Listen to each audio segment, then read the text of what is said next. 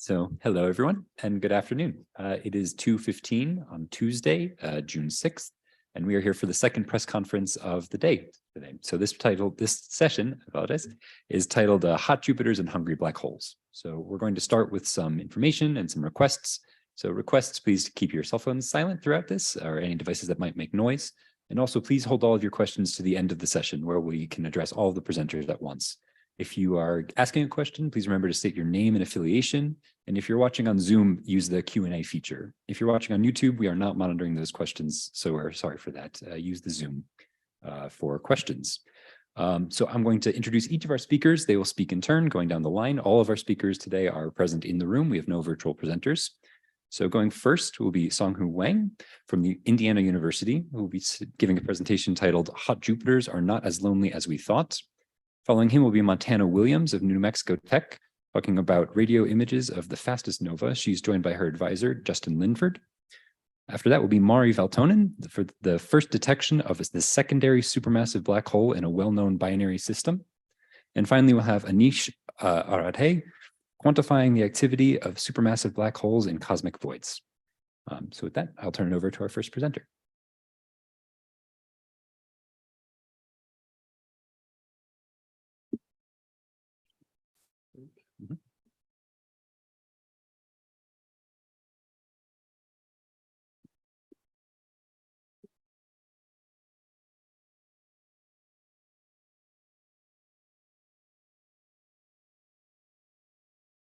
Awesome.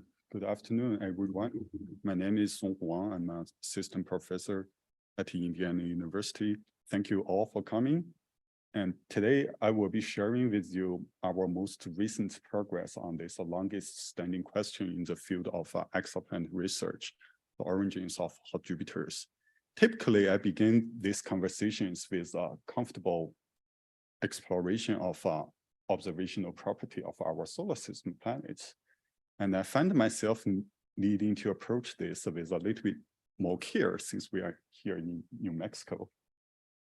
In 2007, New Mexico House of Representatives passed a resolution, and it declared whenever Pluto crosses the wonderful New Mexico skies, it is considered as a planet.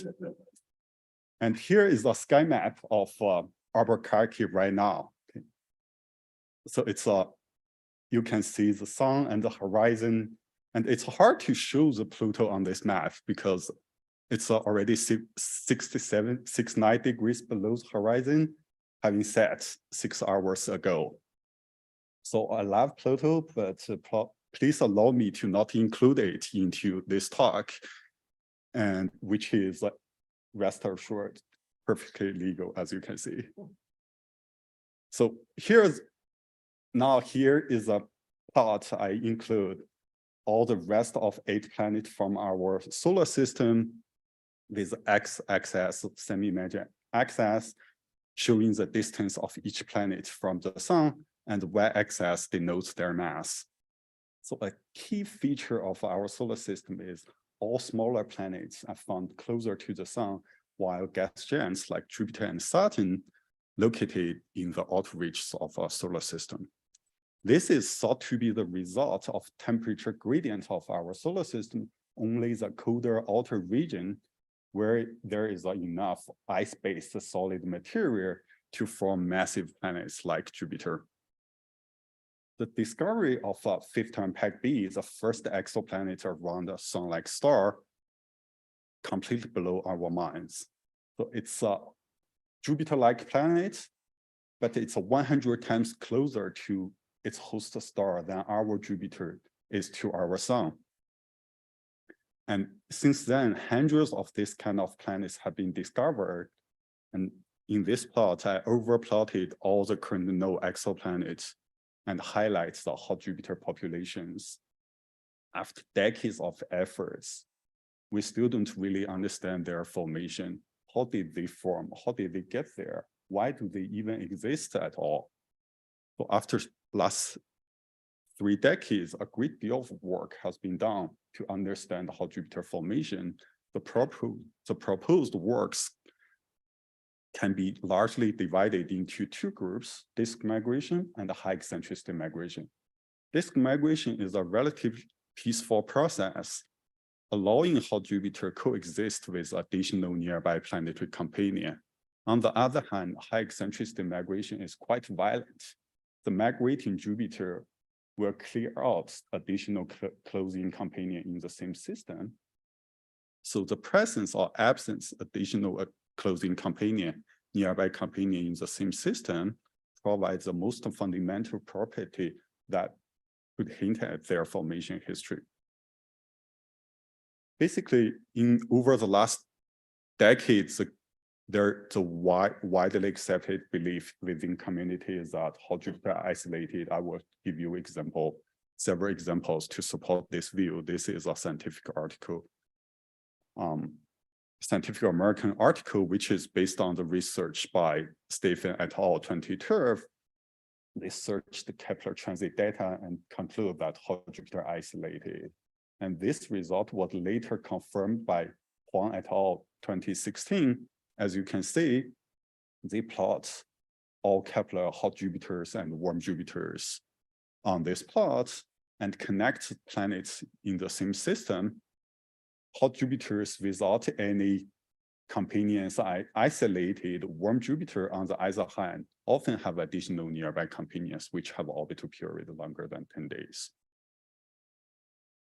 So thanks to the high precision photometry, the space-based missions helped us to find the first exceptions, including remarkable WASP-47 system, which is the first hot Jupiter system that has been found to host additional nearby planetary companions. However, the recent statistical search from TESS primary mission again confirms the prevailing belief that hot Jupiter isolated. So the isolation of hot Jupiter provides us strong evidence that high eccentricity migration is a dominant process for hot Jupiter formation. But we need to keep in mind all the constraints we talked about are based on transit survey, which has its own inherent bias. It cannot detect non-transiting companions. That's why we turn to transit timing variation or TTV method, which doesn't require additional planet to transit. If you have only one planet in the system, the planet would transit the star with a remarkable clock-like precision. If there is additional planet exist in the same system, that schedule will get disrupted, and the observed transit time will deviate from your previous expectation. To use an analogy, it's like imagine before having kids, you arrive to your office 9 a.m. sharp every morning, but after have a child, your morning schedule usually get disrupted somehow. And sometimes you arrive early and sometimes you arrive later. Similarly, the existence of a second planet in the same system disrupts the transit time of the first planet. So Stephen et al. In 2012 used this method and took advantage of Kepler precise TTV measurement to search for TTV signals, but they didn't find any TTV signals for Kepler hot Jupiters. But this is a remarkable work, provides some of our first constraints on this topic, but it had a limitation. At that moment, there is a Kepler only observed the first 6 quarters of their data, which is roughly 1/3 of the entire Kepler time baseline. That's why we decide to carry out a similar analysis, but using the entire Kepler data. After a careful search and validation process, we found 16 robust signals and 2 for hot Jupiters and 14 for warm Jupiters. And these 2 hot Jupiters showing TTV is something that we can directly detect it. Now we need to figure out that the number we cannot see directly. You can think of it like this, okay? If these signals are more like an elephant, and you find one elephant in your house, likely there is only that one elephant in your house. But if these signals are more like a cockroach, and you should expect more and a lot more. Turns out these signals are more likely, it's more comparable to a little cat, and we saw 2 of them. Actually, there are 4 or 5 hidden around. After adjusting this detection bias, we found at least 12% hot Jupiters and 70% warm Jupiters have additional nearby planetary companions, which is much higher than the value reported in previous works.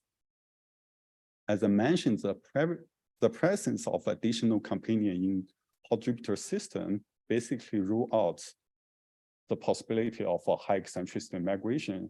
So our work leads us to conclude that at least a fraction of hot Jupiters didn't experience violent formation history. If you would like to learn about a more unified picture of Jupiter formation and evolution, I invite you to attend my talk in Exoplanet Station tomorrow morning. And lastly, and certainly not least, I would like to thank my 2 exceptional collaborators, Professor Donghong Wu and Professor Marlena Rice. They both put tremendous effort into this work, and it's a privilege to work with such a fantastic individuals. And thank you all again, and I will take questions later at the end of the session.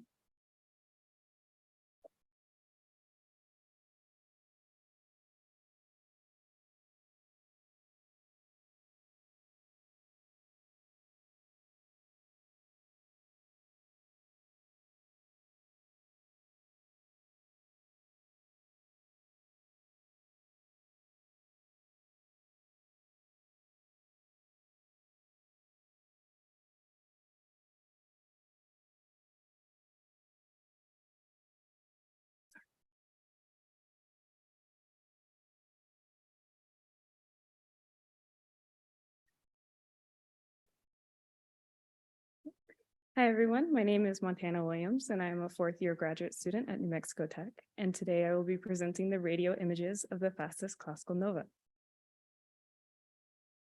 So before I begin, I kind of want to give you some key insights into the radio images I'll be talking about today. So we're using sort of new techniques to image classical novae.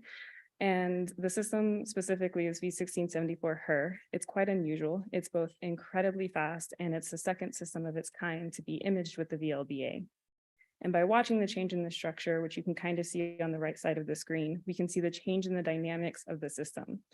And we also know that from this radio emission, it comes from the interactions inside the ejected material. And so now, as I've given you the key insights, I'll kind of give an overview of the acute star explosions, as I call them, or what is more commonly known as classical novae. So a classical nova happens in a binary system with a white dwarf, and as the companion loses mass as a consequence of its evolution, it sort of falls onto the white dwarf. And when this mass that's falling onto the white dwarf becomes hot enough, a sort of burst of hydrogen fusion occurs, and this burst ejects a bunch of material out into the system. And this burst is what I refer to as acute star explosion, but it's more commonly known as a classical nova.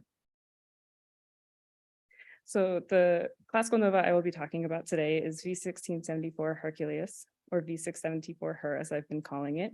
It has an eruption date of June 12th, 2021, has a host system of a white dwarf and a main sequence companion. And the way we classify how fast a classical nova sort of happens is how long it takes for it to fade 2 magnitudes from its peak optical brightness. In the case of V1674 HER, it took about 1.1 days. And to emphasize quite how fast this is, we consider very fast to be less than 10 days to decline the 2 magnitudes, moderately fast to be 26 to 80, and slow to be 80 to 150. So V1674 HER of 1.1 days is on an extreme end of an already extreme end, so it earns the title the fastest nova.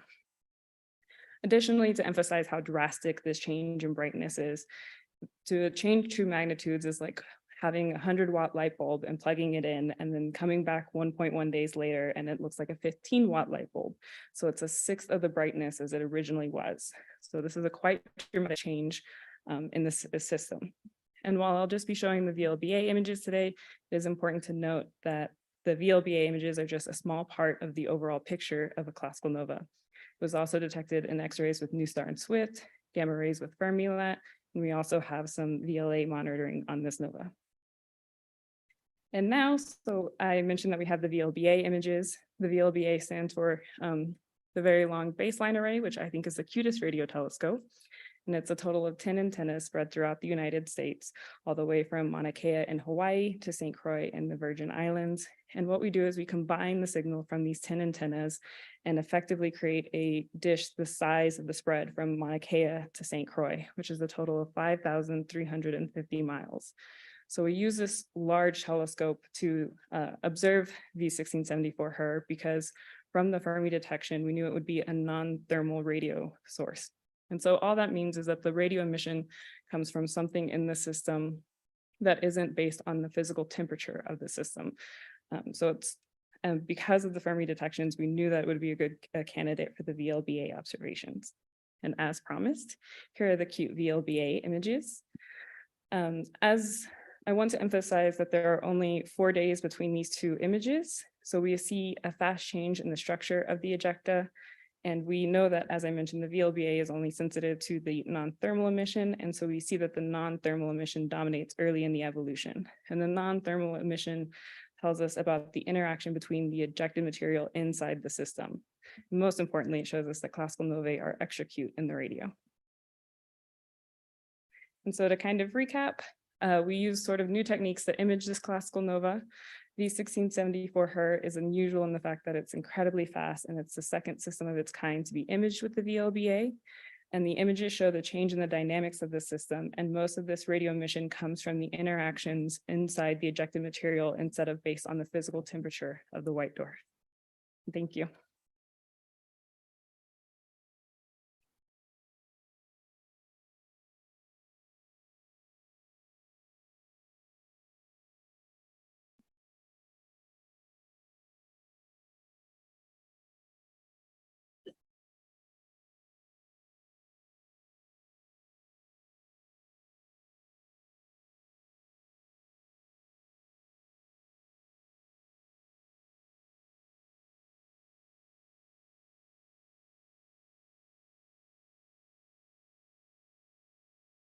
Good afternoon. I'm Mauri Valtonen, one of the 40+ E members of AAS. I talk about the first detection of the secondary jet in OJ287, and that's OJ287 is a generally accepted, well-known binary black hole system. Here's an artistic image, what it should look like if you were able to see it. But actually, this is far below the current resolution. So what we do is we determine the structure indirectly from the light variations. And the things to notice here is that we have a primary and a companion, which is about 100 times smaller, and a companion impacts on the disk of the primary twice during each orbit. And that gives us the signals to know where the smaller companion is moving. And once you have enough orbits, and now we already up to the number 26 impact in the historical record. So we have lots of data to calculate the orbit, and we have in fact a very accurate orbit now. The last test was in 2019 when we found the experiment and the theory agreed within ±4 hours. So we know fairly well what is going on there. But something that has not been detected ever before is any light directly from the secondary. All these features come from the impacts and secondary, the indirect evidence. So this is what the object looks like. It's a stellar in the sky. It's located in the ecliptic, and therefore during the searches of minor planets, it has been photographed since 1888. And there's a very dense observations, which makes it very difficult to fit any models to those light curves. Here's a light curve, what it looks like. There's also lots of upper limits, which actually very significant as well. And you notice the 3 cycles. One is a 55-year cycle. Then there's a 12-year cycle marked by the arrows. And if you look deeper into one of those arrows, you find that there's a double feature inside. So that's the basic structure that you need to explain. And in the last few years, it has become quite evident that there's only one solution that fits, which is a precessing binary. And from the precession rate, you get the mass very accurately. It's about 1.8 times 10 to 10 solar masses. There's no possibility of trying anything smaller than that. Now, here's another more scientific image of the system. We mostly look at the jet coming out of the primary black hole. We are almost online to it, and that's what dominates the light most of the time. But for the impacts on the disk, we get a bright flash of light, and like there you see in the left-hand side is an impact that happened in 2015. Now, even though we now have this very accurate picture, there's still some interesting things to find. And the interesting point was here in 2022, the orbit crossed the central plane at the same time, at the same distance as in 2005. And that makes a very nice comparison between the two cases, and we can do a very accurate comparison between the orbits and what happens. In fact, we get about 1 day accuracy in comparison of the two sets of light curves. Here's an expanded picture of the situation. We have the 2005 orbit coming from the top left. It hits the green disk. The disk is not exactly in the mean plane. And the 2022 orbit comes from the right top and hits the pink disk. So one of the major projects in this work was to determine where this pink disk is located. We didn't know it in the beginning, but found it somewhere towards the end of the project. Okay, so now the type of light curve events that I discussed today is one I call a blue, the other one gamma, and the third one Roche, comes from Roche lobe. Now the blue is just an kind of ordinary flash, not that interesting to us, but the gamma and Roche lobe, those I believe the signals here, this is optical R band, they are actually from the secondary jet. This is just optical. When we look at the like past this, so this is the blue flash. It happens after the black hole has crossed the disk, and there's a kind of a bubble of gas coming out, and its radiation creates this flash which lasts a few weeks, and it is so blue that you don't see anything that blue normally in OJ287, so they're very easy to recognize. So then go to this gamma, and it's called gamma because it coincides with gamma ray burst. It is the biggest gamma ray burst in 6 years that we have seen in OJ287. And what is interesting is that when we plot it on this axis rather than the flux versus time, if we plot it so that we see the plot it against the distance from the center of the disk, we see that the flux rises going towards the center and then suddenly terminates. The yellow curve there shows the density distribution in the disk. So it looks like the gamma rays react to the density of the disk. And that can happen when you have a jet going through a disk and there's a side wind. The jet is going like this and the disk is hitting the jet, creates shock waves, and that again creates relativistic particles, which some of which gather to gamma rays. Now, if this is true, then it must have happened earlier, and we can go back to one more event, which is here labeled 2015. Actually, the impact was already in 2013, and we see exactly the same in the Fermi light curve.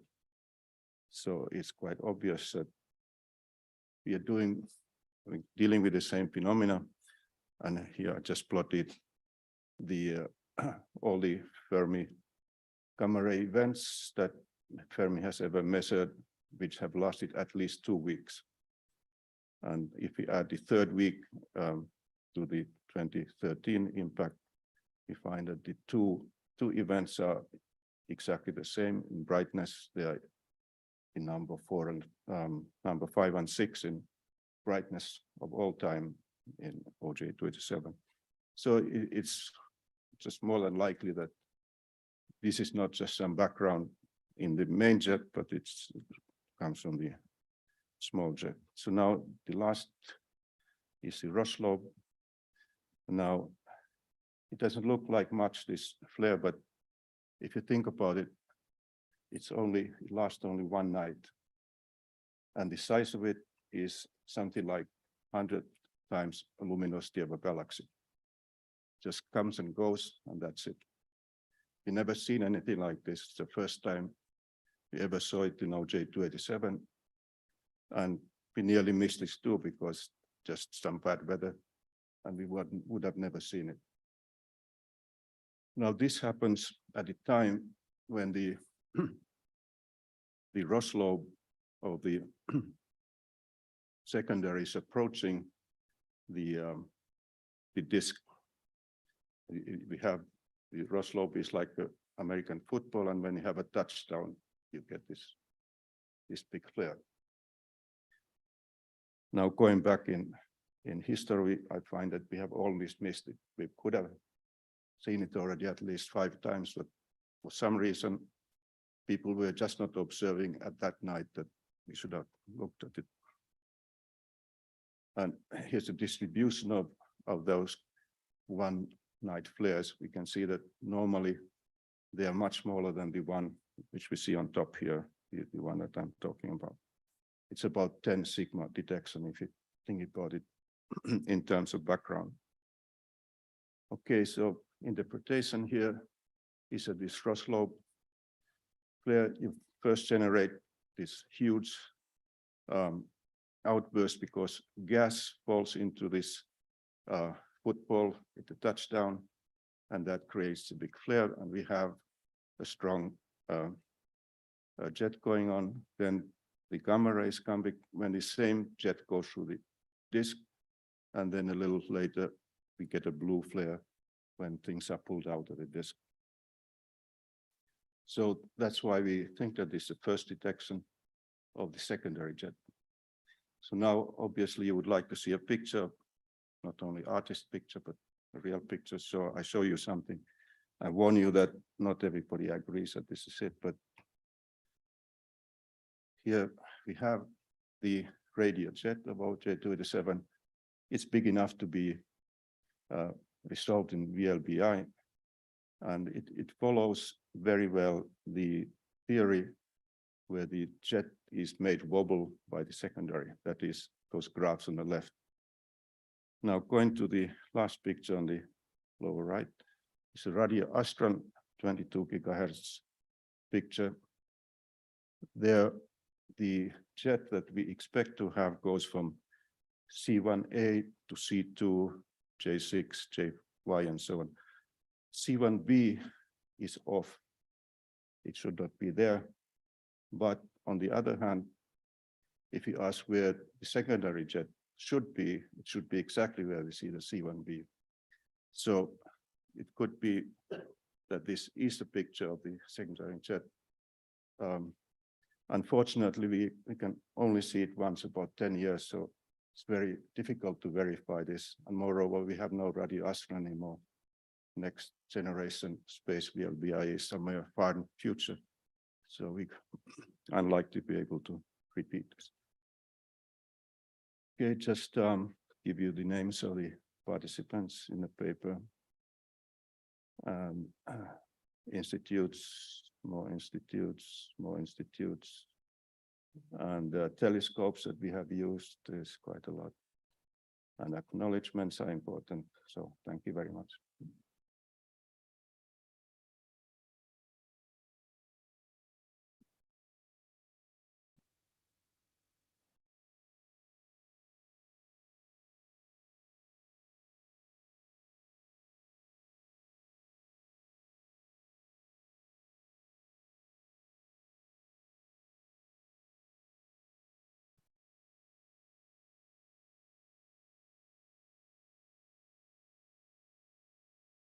Hello, everyone. Thanks for being here. My name is Anish Arade. I graduate from Harrisonburg High School in Harrisonburg, Virginia this Saturday. Heading to Thank you. I'll be heading to UNC Chapel Hill in the fall, and I'm very excited to tell you about some work that I've done at James Madison University under the mentorship of Dr. Anka Constantine, and also in collaboration with Dr. Michael Vogli at Drexel University and Dr. Kelly Douglas at the University of Rochester. So to put it plainly, I study hungry supermassive black holes at the centers of lonely galaxies. And I study the loneliest galaxies in places of the sky called cosmic voids. Voids are huge 3D bubbles of space with a very low number density of galaxies. They make up 50% of the universe's total volume, but only contain less than 20% of all galaxies. Over here on the right, you see the catalog of void galaxies, the latest best catalog that we employed in the study published by Dr. Douglas in 2023. And each dot represents a galaxy, and those shaded blue regions are the void regions, and the black galaxies, which are not in those voids, we call wall galaxies, while the red dots are void galaxies. And I hope you can see that those black wall galaxies are much more clustered and clumped, while the red galaxies fill those empty bubbles in between. So we're interested in studying these lonely galaxies for several reasons. One primary reason is that in galaxy evolution, there is a debated theory that interactions between galaxies, like gravitational dances that can end in galaxy mergers, lead to the supermassive black holes at the centers of those galaxies to become hungry. And when I say hungry, I mean that matter like gas and dust falls towards that supermassive black hole and forms a swirling accretion disk that could heat up and emit light. I compare that to the supermassive black hole kind of snacking or munching on that surrounding matter. However, this theory is heavily debated. When we look at a galaxy, the traditional methods of looking at it and understanding whether the central supermassive black hole in that galaxy is hungry include looking at that galaxy's optical spectra or mid-infrared colors. But I want to point out that these methods are harder to use when we're looking at these lonely void galaxies. And one reason for this is that void galaxies tend to have higher star formation rates. So light from star formation can kind of drown out the light from the supermassive black hole snacking on the surrounding matter. So my goal was to quantify how common hungry supermassive black holes are in these lonely galaxies to better understand the connection between interactions between galaxies and whether galaxies host an actively snacking supermassive black hole. Instead of the traditional method, which would look at the mid-infrared colors of galaxies, I used 8.4 years of NASA WISE data to look at the mid-infrared variability of galaxies. So how the galaxy's brightness in the mid-infrared changes over time. Because if we see a lot of fluctuations like we see in the light curve of this galaxy on the right, that indicates that the supermassive black hole at the center of that galaxy is actively snacking. And using this relatively new method, we were able to identify over 20,000 hungry supermassive black holes that would not be detected using the traditional method. That's because these galaxies show blue mid-infrared colors, which are typically associated with star formation rather than supermassive black holes snacking. And that 20,000 number is about 7% of all of these galaxies that are overlooked in that traditional method. I want to illustrate that in these series of plots right here. On the left, each dot represents a blue void galaxy, and on the right, each gray dot represents a wall galaxy. In the traditional method of looking at mid-infrared colors to tell whether the central supermassive black hole of a galaxy is hungry and snacking, we look at this 0.8 line, which refers to the mid-infrared color on the y-axis. And basically, if the galaxy is located above that 0.8 line, we say that we have evidence that its central supermassive black hole is snacking. However, if we look at the variability of these galaxies, we uncover many, many more objects where we can say that we have evidence that those galaxies have an actively snacking supermassive black hole at their center. And the vast majority of these objects are below that line. They show blue mid-infrared colors. And I want to give you a little bit of insight into why. So we know that light from supermassive black holes snacking on that surrounding gas and dust is variable. It changes over time. And that means that its mid-infrared colors, which is on the y-axis, can also change over time. So this plot shows one galaxy, and it shows its colors, which were measured in bins over around 8 years. And as you can see, over those 8 years, the colors of that galaxy move up and down the plot. They change. And that galaxy spends only around 18% of its time above that line, which means if we relied on the traditional method alone, we would miss this galaxy 80% of the time. We need variability to catch snacking supermassive black holes like these.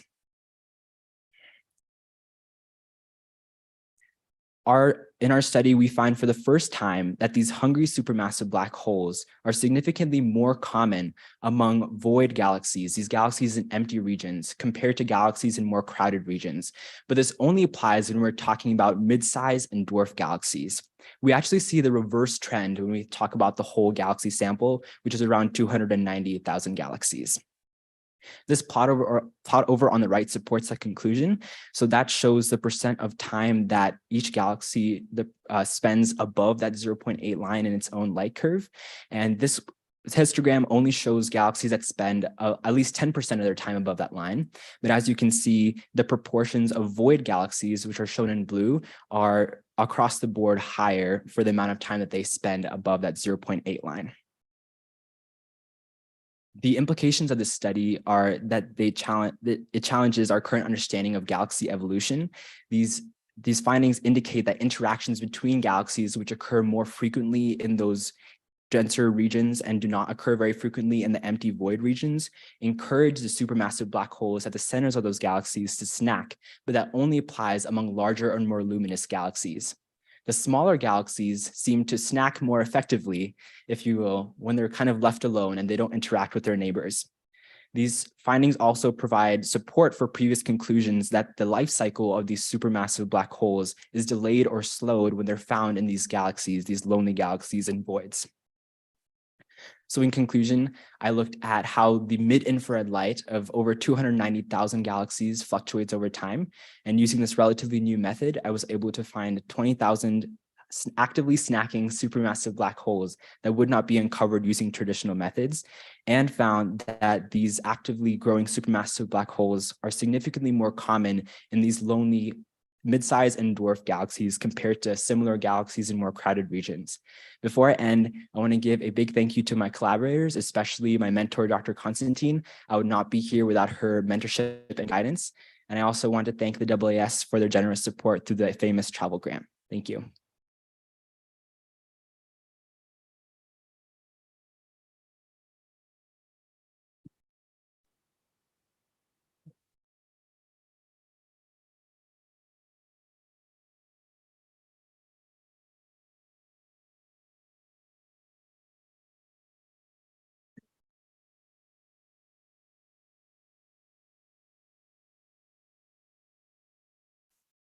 Trying to get everyone to see.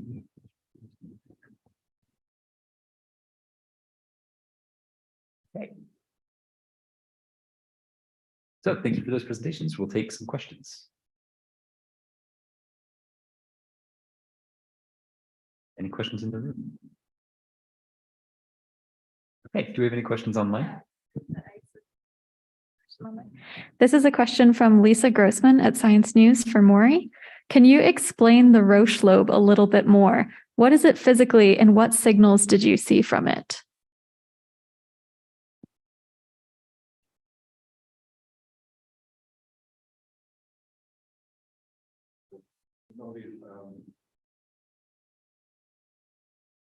You could push the button.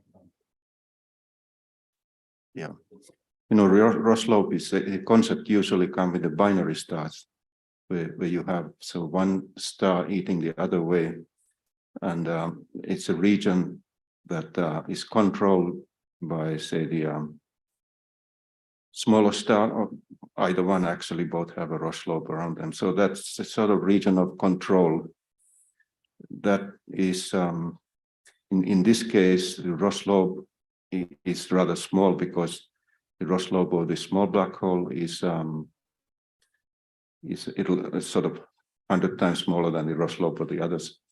So so what happens is that when you fill this Roslope, it actually, the gas finds itself under control of the small black hole, and the gas starts falling towards the center, and it falls there in roughly the one crossing time, and then it probably settles so that it's a sort of initial flash. And I think we saw some images here of the novae, for instance, that actually work in much the same way, I think. Okay, do we have another online question? This question is for Anish from Monica Young at Sky and Telescope. It's curious that there's a higher AGN fraction in voids than in more crowded areas, if I understood correctly. Can you speculate as to why that would be? Thank you for the question. So I want to note that that's what we found, but only among mid-size and dwarf galaxies. So when we looked at the whole sample, we actually found more variability, indicating more AGN in the crowded wall regions. But when we looked at the mid-size and dwarf galaxies, we found more AGN activity in those void regions. I'm not completely sure why. Yeah.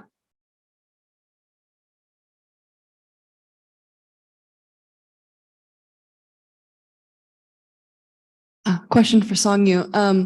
Hi, my name is Megan from Low Observatory. How do you distinguish between hot Jupiters and warm Jupiters? Hi, thank you for your question. That's a very good question.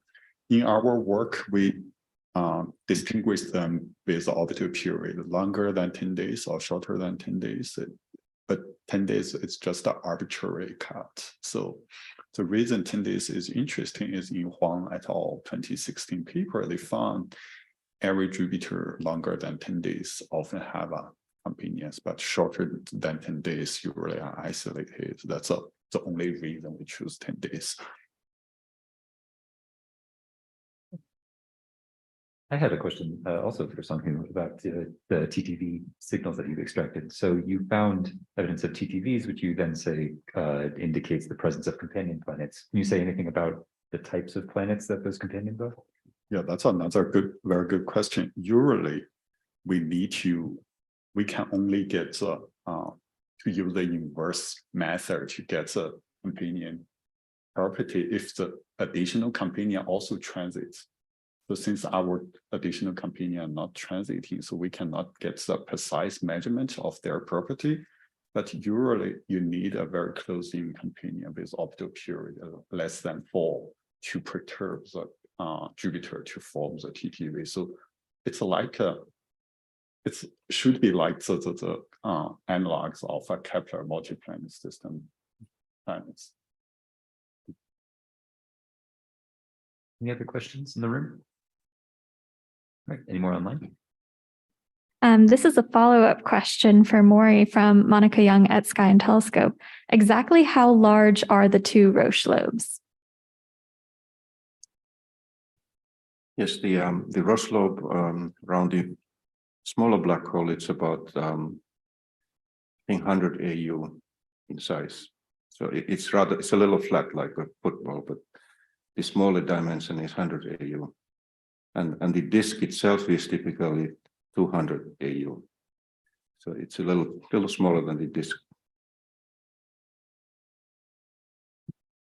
And again, do you have a Yeah, I have a question for Maury as well. I'm Sumit Kulkarni and I write for Astrobytes.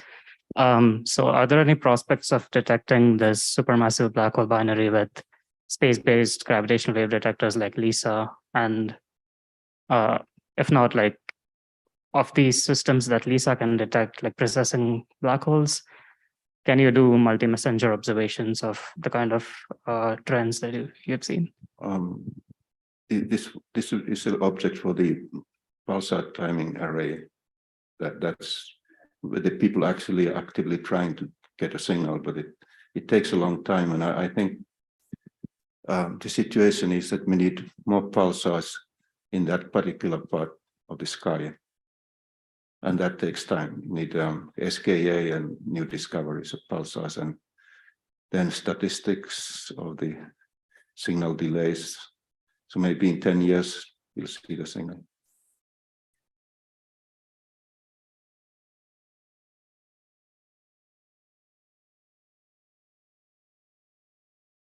Hi, my name is Mike Cabot from SUNY at Westbury. My question's for Anish. Are you really from high school? Yes, I just finished my senior year of high school. And you're just going to undergrad? Yes. Have you thought of trying to test out? Okay, well, I will just say I'm very impressed, and your work is very impressive, and I'm sure you have a bright future. I do have a slightly more serious question.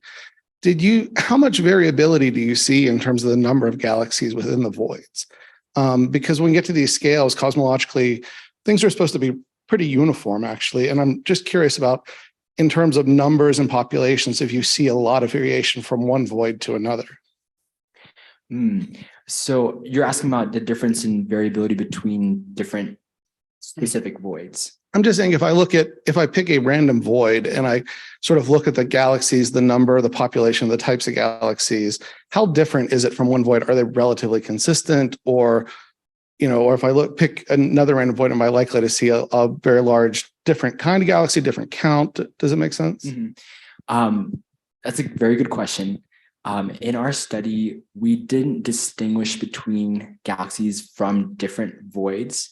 So we grouped all the void galaxies. We separated them by luminosity and by mass, but I'm not sure. So that's something to look into in the future. I just thought of something for the previous question. One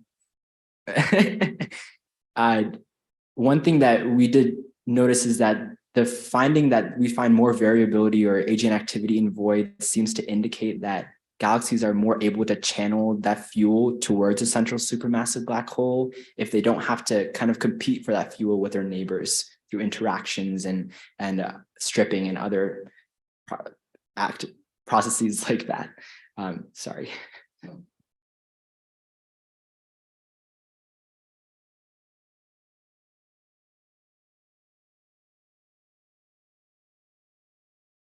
I have a question for Montana. This is Carrie Hensley from the AAS. I'm curious, this is sort of a two-part question. First, what sets the speed limit of a nova? Is it the amount of material involved, something like that? And the second part of the question is, what would you expect? Is there a limit on how fast a nova can occur? At some point, are we just going to get towards the limits of our surveys and our instruments, but could they be, infinitely fast? So I'll jump in. Justin Linford, I'm Montana's advisor. I'm at NRAO down in Socorro. So I think there's a few things that can set the speed on a nova. It's how fast it's accreting material, and the mass of the white dwarf are two major things that can set that. As the other thing about how fast one can be, I'm sure there's a fundamental limit, but I don't think we've met it yet. I don't know that anybody was expecting to see one that had this 1 day thing, but yeah, I'm not really sure on that one.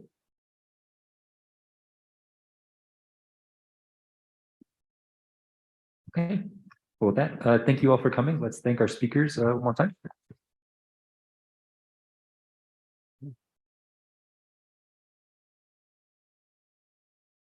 PIOs who helped organize the press releases, and we will be back tomorrow at 10:15 for another press conference.